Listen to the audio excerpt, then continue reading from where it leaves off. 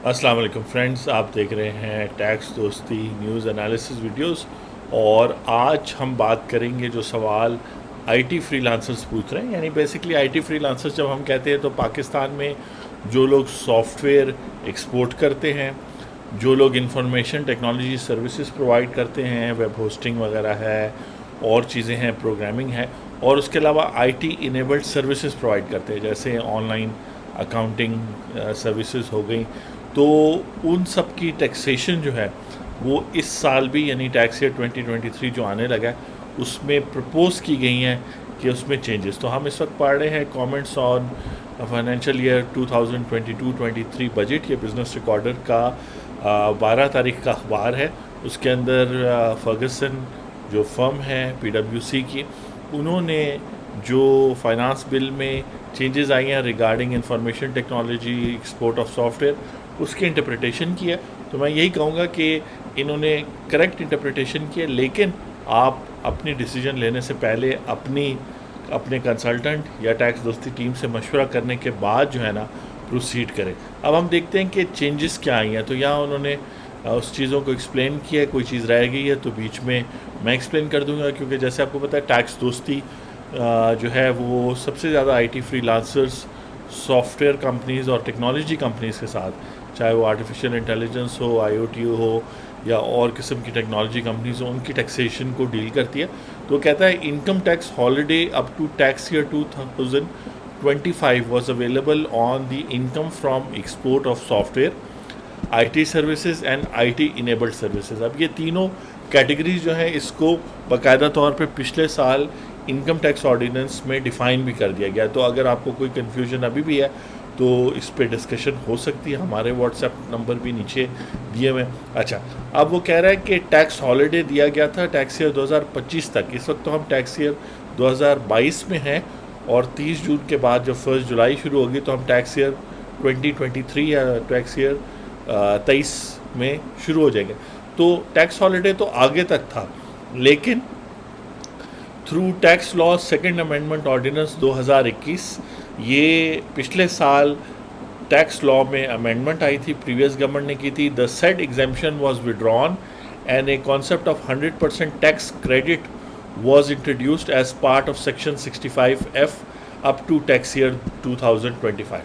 तो पिछले साल यानी मार्च 2021 में कह दिया गया था कि जो टैक्स ईयर 2022 शुरू होगा जुलाई से, उसमें टैक्स एग्जेम्पशन के बजाय टैक्स क्रेडिट मिलेगा और वो भी 100%। उसमें यानी इस साल यानी टैक्स ईयर 2022 में ये करना है क्या, ना सिर्फ अपनी इनकम यानी बिज़नेस इनकम बल्कि बिज़नेस एक्सपेंसेस भी शो करने हैं, और फिर वो प्रॉफिट कैलकुलेट होगा और टैक्स रिटर्न में फिर उसके इक्वल अमाउंट जितना भी आपका टैक्स बनेगा आपको टैक्स क्रेडिट मिल जाएगा। यानी आपको टैक्स पे नहीं करना पड़ेगा, लेकिन एक तरह से फर्स्ट टाइम आपकी टैक्स लाइबिलिटी कैलकुलेट होगी। अभी तक यानी 30 जून 2021 तक जो रिटर्न्स आईटी फ्रीलांसर्स की कैटेगरी में यानी इस पहले क्लॉज 133 था, अब सेक्शन 65F में फॉल करी, उनकी सिर्फ इनकम मतलब इनकम एग्जाम्प्ट थी, बाकी एक्सपेंसेस भी ऑब्वियसली एग्जाम्प्ट थे, टैक्स भी शो करने की ज़रूरत नहीं थी, ख़ास तौर पे अगर आप इंडिविजुअल हैं। तो अब जो है टैक्स ईयर 2022 में जब रिटर्न अभी फाइल करेंगे अगस्त 2022 में, तो आपको प्रॉफिट शो करना पड़ेगा, लेकिन उस पर टैक्स नहीं पे करना पड़ेगा। और उसमें कुछ एडिशनल कंडीशंस आ गई थी, यानी 2 कंडीशंस तो शुरू से हैं अगर आपने एग्जेम्पशन लेनी है या इस साल टैक्स क्रेडिट लेना है। एक ये कि बैंकिंग चैनल से आए और कस्टमर आइडेंटिफाइड हो, फॉरेन कस्टमर, बाहर का कस्टमर हो, क्लियरली इनवॉइसिंग, कॉन्ट्रैक्ट या कोई डॉक्यूमेंट हो इंक्लूडिंग बैंकिंग डॉक्यूमेंट्स जो बताए कि ये पैसे बाहर से। ऐसा नहीं है कि आप अपने आप को ही भेज रहे हैं या आपका भाई आपको भेज रहा है तो आप इस एग्जेम्पशन में फॉल करें। तो ये कंडीशन तो थी, लेकिन टैक्स ईयर 2022 में अगर आपने चूँकि अपने एक्सपेंसेस भी शो करने, तो सैलरीज़ हो गई, कंसल्टेंट फ़ी हो गई, गुड्स एंड सर्विसेज हो गई, कमीशन हो गई और कुछ और एक्सपेंसेस पर आपने विद होल्डिंग टैक्स करना है, यानी पेमेंट करते हुए आपने विद होल्ड करना है। उसके अलावा अगर आप सेल्स टैक्स या सर्विस टैक्स की कैटेगरी में फॉल करते हैं, क्योंकि देखें इसमें बहुत ब्रॉड वैरायटी है, सॉफ्टवेयर में भी, आईटी सर्विसेज में भी और आईटी इनेबल्ड सर्विसेज में। टैक्स दोस्ती में मैंने जैसे आपको कहा कि काफ़ी हम रिसर्च एंड डेवलपमेंट करते हैं, तो लाहौर हाई कोर्ट का भी तकरीबन 1 साल डेढ़ पहले का फ़ैसला है, बल्कि 2015 का फ़ैसला, लेकिन हमने वीडियो 1 साल पहले बनाई थी कि सॉफ्टवेयर वो सॉफ्टवेयर जिसमें मिनिमम कस्टमाइजेशन की ज़रूरत है वो गुड्स हैं। और लाहौर हाई कोर्ट ने कहा था कि ऐसी कंपनी या बिज़नेस को, मतलब अगर आप सोल प्रोप्राइटर हैं या पार्टनरशिप है कंपनी है, वो डजेंट मैटर, लेकिन अगर आपकी सॉफ्टवेयर की नेचर ऐसी है तो आपने सेल्स टैक्स में रजिस्टर होना है फेडरल लेवल पे। उसी तरह ये जो आईटी सर्विसेज हैं, चूँकि IT services by nature service होती हैं, तो आपने देखना है कि आपके प्रोविंस यानी पंजाब रेवेन्यू अथॉरिटी या सिंध रेवेन्यू बोर्ड में वो जो टैक्सेबल सर्विसेज की लिस्ट है उसमें आप जो सर्विस प्रोवाइड कर रहे हैं वो तो नहीं, अगर है तो आपको रजिस्टर होना पड़ेगा। ये बात हो रही है टैक्स ईयर 2022 के लिए, जहाँ पे मतलब पिछले साल ये 100% टैक्स क्रेडिट का जो सिस्टम आया तो इसमें सर्टेन कंडीशंस थी। अब taxpayers of the same sector who do not qualify for tax credit are being subject to 1% withholding income tax on export proceed under section 154A। तो एक confusion government ने last year ही create कर ली थी कि tax year 2022 जैसे ही शुरू हुआ 1 जुलाई 2021 को, तो एक सेक्शन 154A ऐड हो गया था, उसका नाम था tax on export proceeds on services. जैसे गुड्स अगर आप एक्सपोर्ट करते हैं तो आपसे 1% बैंक वाले आपको पेमेंट देते वक्त आपसे डिडक्ट करते हैं और आपकी full and final tax liability होती है। तो बैंक्स ने सर्विस प्रोवाइडर्स को भी 1% उनकी जो एक्सपोर्ट प्रोसीड्स हैं, जो बाहर से फॉरेन रेमिटेंस आई है, उससे डिडक्ट करना शुरू कर दिया था। लेकिन वो उन्होंने तब डिडक्ट करना था जब कोई शख्स सेक्शन 65F की कंडीशन पूरी ना कर रहा हो टैक्स ईयर 2022 के लिए। तो वो एक कन्फ्यूजन चल रही थी, वो भी रिजॉल्व करनी है इस साल। टैक्स ईयर 2022 जब ख़त्म होता है तो वो आपने रिजॉल्व करना है कितना आपसे बैंकों ने डिडक्ट कर लिया, कितना जो है नहीं किया, कौन सी अमाउंट आईटी सर्विसेज में फॉल कर रही थी, कौन सी नहीं, विद होल्डिंग आपने की, अगर नहीं की तो वो भी कंप्लीट करनी होगी। सर्विस टैक्स सेल्स टैक्स वाला भी मामला है। अब इस बिल में, फाइनेंस बिल 2022 में प्रपोज किया गया है कि इस टैक्स क्रेडिट को भी वापस ले लो और टैक्स क्रेडिट रिजीम भी वापस ले लें फ्रॉम जुलाई 1 2022 का मतलब है टैक्स ईयर 2023 के लिए, अगले जून के लिए।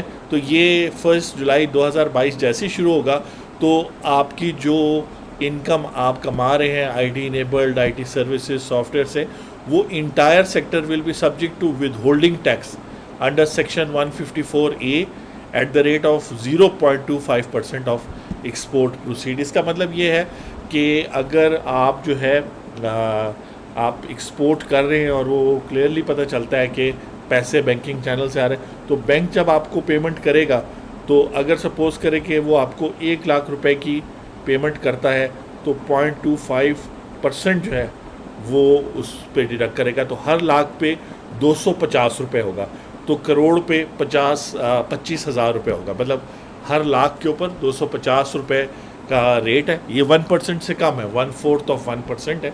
और अब इस तरह सिस्टम होगा कि जब डिटेल में इस सेक्शन को हम कुछ वीक्स बाद, क्योंकि देखें अभी तो ये एक प्रपोज़ल है, इसमें हो सकता है ये 0.25 के अमेंडमेंट वो चेंज कर दें, हो सकता है वो ये जो टैक्स क्रेडिट इन्होंने विड्रॉ किया है वो सेनेट में जाके या नेशनल असेंबली में ही जो है ये चेंज हो जाए, टैक्स क्रेडिट रहने दें सिस्टम।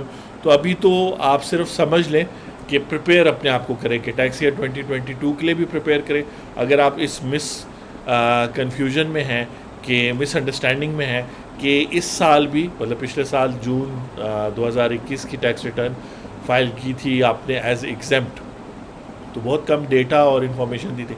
इस दफ़ा आपको डेटा इन्फॉर्मेशन और वो टैक्स क्रेडिट क्लेम करने के लिए 100% क्लेम करने के लिए आपको कुछ और कंडीशंस भी पूरी करनी है। अगर आप नहीं करेंगे तो आगे चल के 3 से 5 साल बाद जब ऑडिट होगा टैक्स ईयर 2022 का, तो वो ये रिवर्स कर सकते हैं और आपको ये सारी अमाउंट विद पेनल्टी जो है ना फिर पे करना पड़ जाएगी। तो अगर आप ध्यान नहीं देंगे टैक्स ईयर 2022 को तो वो भी प्रॉब्लम है। तो ये प्रपोज़ल इस सेंस में समझ लें कि 2022 की तैयारी करें। टैक्स ईयर 2023 के लिए जहाँ पे ये टैक्स लगा रहे हैं 0.25% का, और वो बेसिकली आपसे एक्सपोर्ट प्रोसीड्स पे कट जाएगा। यानी जब आपका कस्टमर आपको बैंकिंग चैनल से पैसे भेजेगा तो बैंक उसको जब करेगा क्लासिफाई अपना आईटी सर्विसेज में या आईटी इनेबल्ड या एक्सपोर्ट ऑफ सॉफ्टवेयर में, जो उसके पास कैटेगरीज होती हैं स्टेट बैंक के मुताबिक जो हेड्स ऑफ अकाउंट्स दिए होते हैं डिडक्शन के, तो वो इसमें 0.25 अप्लाई कर देगा। तो एक तरह से हर लाख रुपए पर आप 250 रुपये पे करोगे। फिर इसके अंदर और क्वेश्चंस हैं कि ये जो विद होल्डिंग है, आया ये फुल एंड फाइनल टैक्सेशन होगी, यानी कि मज़ीद आपको फिर साल के बाद, ये तो आपसे जुलाई से डिडक्ट होना शुरू हो जाएगा। सपोज़ करें जुलाई में 1 लाख आया तो 225 रुपये जिसका डिडक्ट हो गए। अगस्त में जो है 10 लाख आए तो 2500 डिडक्ट होगा, और इस तरह करके डिडक्शन होती रहेगी। जून जब ख़त्म होगा 30 जून 2023 के बाद आप सर्टिफिकेट ले लेंगे अपने जो है बैंक से, और उस आप शो करेंगे कि जी इतनी मुझे, और वो इनकम भी शो हो रही होगी कि जी कितनी ग्रॉस इनकम आई और कितनी जो है ना उस टैक्स हुआ, तो वो आप शो कर देंगे। तो वो full and final tax liability होगी, ये आपको अगेन अपने एक्सपेंसेस शो करके प्रॉफिट पे करना पड़ेगा। ये जब इसका सेक्शन जो है, यानी ये जो सारा 65F को रिमूव करेंगे, 154A को जो है हमें ये रेट वगैरह चेंज करेंगे पूरे टैक्स लॉ में मुख्तलिफ जगहों पर। जब ये चेंजेस हो जाएंगी फाइनेंस एक्ट के थ्रू, अभी तो ये फाइनेंस बिल है, तो फाइनेंस एक्ट को हम दोबारा डिस्कस करेंगे, और फिर एक थर्ड टाइम जब ये जुलाई शुरू हो जाएगा तब हम दोबारा डिस्कस करेंगे। लेकिन फ़िलहाल आप इस पॉइंट को ज़हन में रखें। और बहुत सारी चेंजेस भी हैं, उस पर भी हम वीडियोस बना रहे हैं, चाहे वो प्रॉपर्टी के हवाले से है, या वो गाड़ियों पे जो टैक्स बढ़ा दिया है, या फिर प्रोसीजर्स हैं, या रेजिडेंशियल इंडिविजुअल की डेफिनेशन है, उस पर हम वीडियो कर चुके हैं, या रिटेलर्स वगैरह के लिए टैक्स है। तो यहाँ इस वीडियो का टाइटल भी है income from export of software and information technology services. तो उसकी टैक्सेशन के हवाले से फ़िलहाल 1 जुलाई से वो टैक्सेबल हो गए। अगर फुल एंड फाइनल टैक्स होगा तो एक तरह से आप देख लें, आप जो है वो आपका एक एवरेज रेट बन जाएगा जिस रेट से आप पे कर रहे हैं। और अगर आपकी साल में जो है 50 लाख जो है 5 मिलियन अगर आप कमाते हैं, तो उसका 0.25% जो है आप 12,500 देंगे, और इसको अगर मैं 50 लाख पे डिवाइड कर दूं तो आपका एवरेज रेट जो है वो यही वो लेस देन 1% बनता है। तो ये टैक्सेशन का मेन रेट है, और ये एक मिनिमम टैक्सेशन है। और इसके बाद अगर आपको मिनिमम डॉक्यूमेंटेशन करनी पड़े, या ऑडिट से जान छूट जाए, या और इस तरह का कोई सिनेरियो हो तो अच्छा है। लेकिन ये है कि यहाँ तो सिर्फ एक बेसिक अंडरस्टैंडिंग हमने बनाई है, इस पर हम मज़ीद भी वीडियोस बनाएंगे, बात करेंगे। आप अपना ख्याल रखें, और आपसे होती है जल्द मुलाकात।